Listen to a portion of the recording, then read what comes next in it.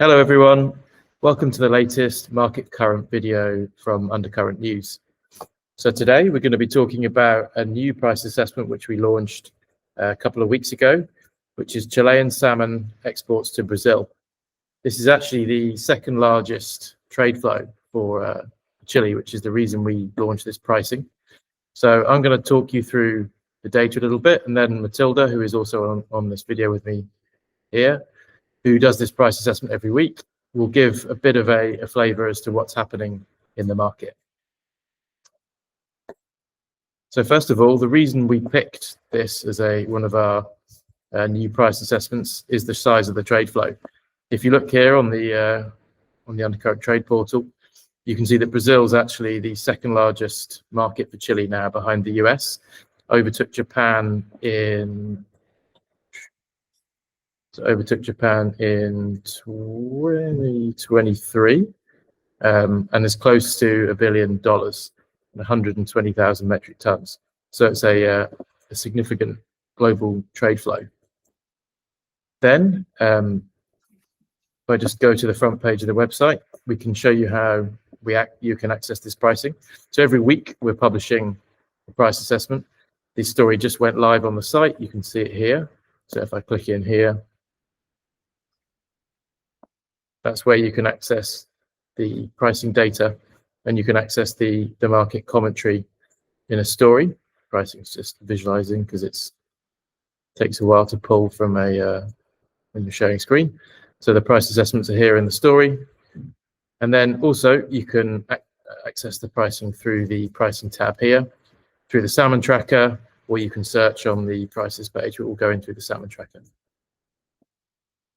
So I'm going to quickly show you the data, and then we can get to the good stuff, which will be Matty talking about the current dynamics in the market.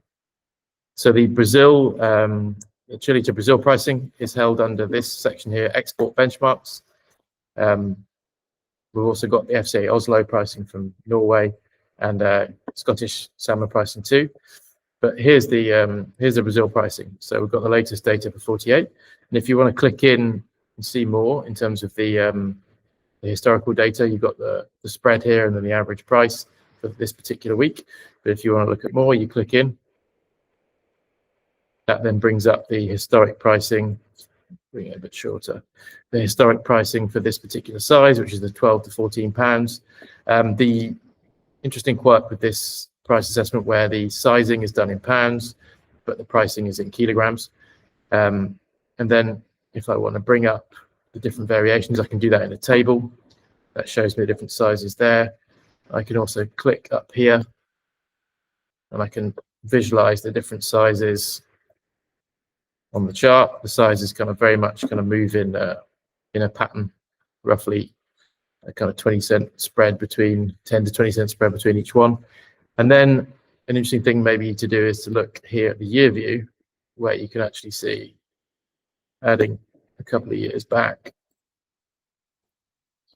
we can see that the current pricing is the lowest level in week 48 since 2020. And obviously the prices in 2020 were much lower, but it's also an interesting trend. So yeah, maybe Matty, you could give us a bit of a kind of an explanation as to what's happening here in the market. You know, why the prices been falling, and why are they so low historically? It'd be really interesting to hear. So over to you again, Matty. It'd be great to get a bit of a summary from you as to what's happening here in the market. Why is the pricing falling? Why is the pricing so historically low? That's correct. Yes. So since the end of July 2025 and present, Chilean salmon prices to Brazil have been trading at a 5-year low. And this week, Chilean salmon prices to the Brazilian market fell week on week for the 4th consecutive week. The downturn mirrors the softness in the US market, where prices also decreased last week despite the Thanksgiving holiday approaching. The price drop was driven by higher supply from some of the largest producers in Chile.